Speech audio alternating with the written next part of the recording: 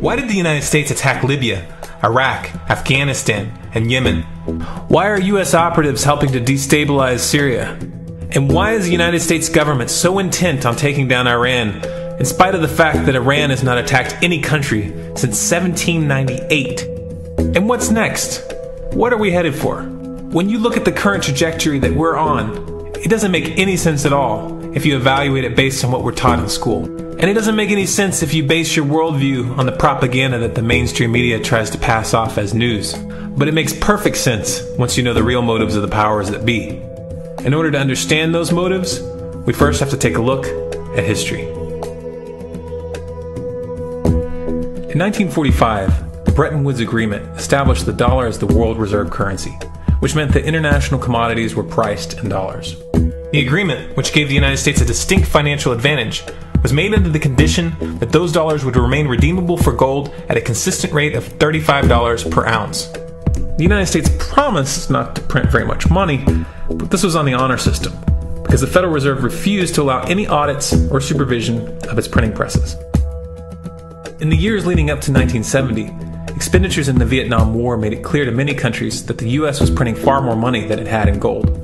And in response, they began to ask for their gold back. This, of course, set off a rapid decline in the value of the dollar.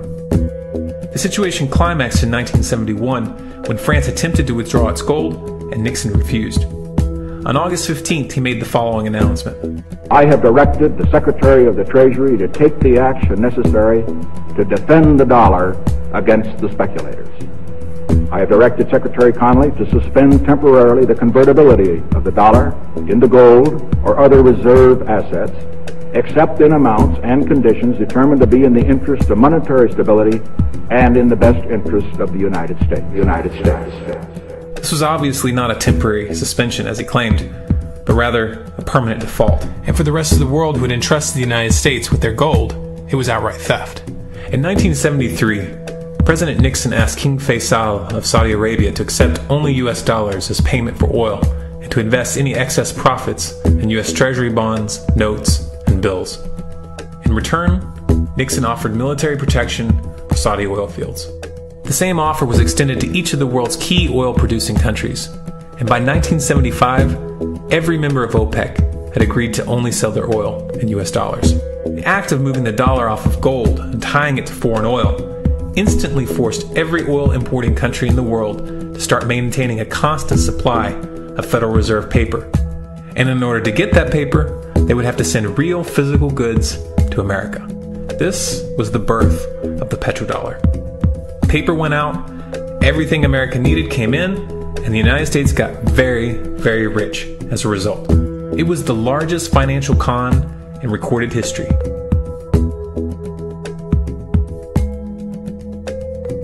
The arms race of the Cold War was a game of poker.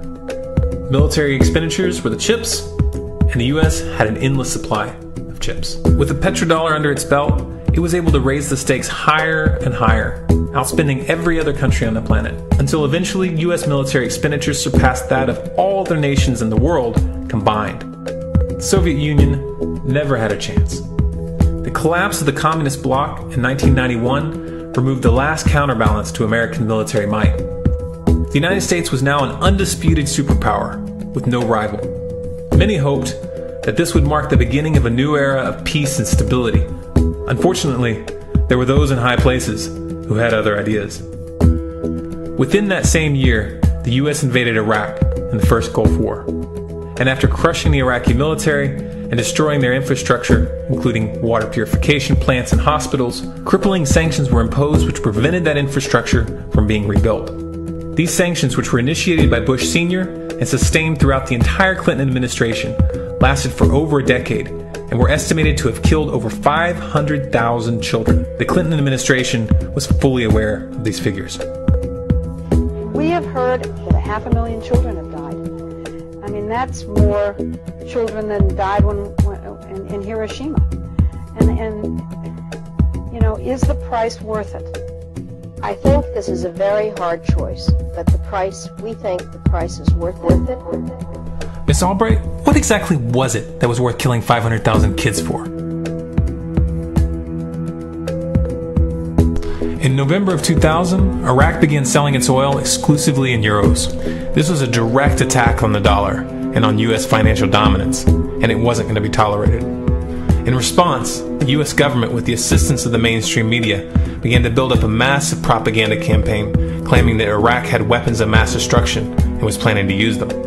In 2003, the U.S. invaded, and once they had control of the country, oil sales were immediately switched back to dollars. This is particularly notable due to the fact that switching back to the dollar meant a 15 to 20% loss in revenue due to the euro's higher value. It doesn't make any sense at all unless you take the petrodollar into account. So I came back to see him a few weeks later, and by that time we were bombing in Afghanistan. I said, "Are we still going to war with Iraq?" And he said, "Oh, it's worse than that."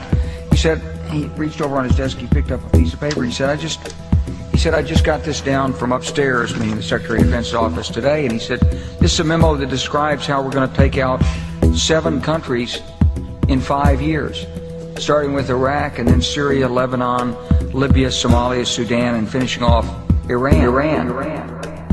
Let's take a look at the events of the past decade and see if you see a pattern. In Libya, Gaddafi was in the process of organizing a bloc of African countries to create a gold-based currency called the dinar, which they intended to use to replace the dollar in that region. US and NATO forces helped destabilize and topple the Libyan government in 2011, and after taking control of the region, US armed rebels executed Gaddafi in cold blood and immediately set up the Libyan Central Bank. Iran has been actively campaigning to pull oil sales off of the dollar for some time now, and it has recently secured agreements to begin trading its oil in exchange for gold. In response, the US government, with mainstream media assistance, has been attempting to build international support for military strikes on the pretext of preventing Iran from building a nuclear weapon. In the meantime, they established sanctions which US officials openly admit are aimed at causing a collapse of the Iranian economy. Syria is Iran's closest ally, and they are bound by mutual defense agreements. The country is currently in the process of being destabilized with covert assistance from NATO, and though Russia and China have warned the United States not to get involved, the White House has made statements within the past month indicating that they are considering military intervention. It should be clear that military intervention in Syria and Iran isn't being considered. It's a foregone conclusion, just as it was in Iraq and Libya. The U.S. is actively working to create the context which gives them the diplomatic cover to do what they already have planned. The motive for these invasions and covert actions becomes clear when we look at them in their full context and connect the dots. Those who control the United States understand that even if a few countries begin to sell their oil in another currency, it will set off a chain reaction and the dollar will collapse. They understand that there is absolutely nothing else holding up the value of the dollar at this point, and so does the rest of the world. But rather than accepting the fact that the dollar is nearing the end of its lifespan, the powers that be have made a calculated gambit. They have decided to use the brute force of the US military to crush each and every resistant state in the Middle East and Africa. That in itself would be bad enough, but what you need to understand is that this is not going to end with Iran. China and Russia have stated publicly and on no uncertain terms that they will not tolerate an attack on Iran or Syria. Iran is one of their key allies, one of the last independent oil producers in the region, and they understand that if Iran falls, then they will have no way to escape the dollar without going to war. And yet the United States is pushing forward in spite of the warnings. What we are witnessing here is a trajectory that leads straight to the unthinkable. It's a trajectory that was mapped out years ago in full awareness of the human consequences. But who was it that put us on this course? What kind of psychopath is willing to intentionally set off a global conflict that will lead to millions of deaths just to protect the value of a paper currency? It obviously isn't the president. The decision to invade Libya, Syria, and Iran was made long before Obama had risen to the national spotlight. And yet, he's carrying out his duty just like the puppets that preceded him. So who is it that pulls the strings? Often the best answer to questions like this are found by asking another question. Qui bono? Who benefits? Obviously, those who have the power to print the dollar out of thin air have the most to lose if the dollar were to fall. And since 1913, that power has been held by the Federal Reserve. The Federal Reserve is a private entity owned by a conglomerate of the most powerful banks in the world. And the men who control those banks are the ones who pull the strings. To them, this is just a game. Your life and the lives of those you love are just pawns on their chessboard. And like a spoiled 4-year-old who tips the board onto the floor when they start to lose, the powers that be are willing to start World War III to keep control of the global financial system. Remember that when these wars extend and accelerate. Remember that when your son or your neighbor's son comes back home in a flag-draped coffin. Remember that when they point the finger at the new boogeyman, because the madmen who are running this show will take this as far as you allow them to. So how much time do we have left? It's a question I hear constantly, but it's the wrong question. Asking how much time we have left is a passive posture. It's the attitude of a prisoner who's waiting to be taken out to a ditch and shot in the back of the head. What are our chances? Can we change course? Also the wrong question. The odds don't matter anymore. If you understand what we're facing, then you have a moral responsibility to do everything in your power to alter the course that we're on, regardless of the odds. It's only when you stop basing your involvement on the chances of success that success actually becomes possible. To strip the ill-begotten power from the financial elites and to bring these criminal cartels to justice will require nothing less than a revolution. The government is not going to save us. The government is completely infiltrated and corrupt to the core. Looking to them for a solution at this point is utterly naive. There are 3 stages of revolution, and they are sequential. Stage 1 is already underway. Stage 1 is the ideological resistance.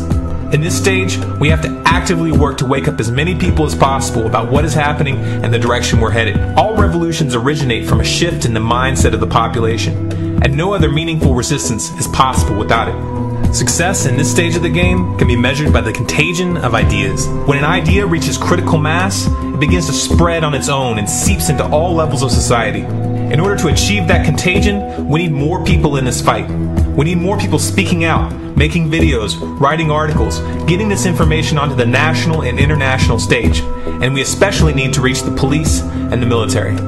Stage 2 is civil disobedience, also known as nonviolent resistance. In this stage, you put your money where your mouth is, or more accurately, you withhold your money and your obedience from the government, and you do everything in your power to bring the gears of the state to a halt. Practiced in mass, this method alone is often enough to bring a regime to its knees.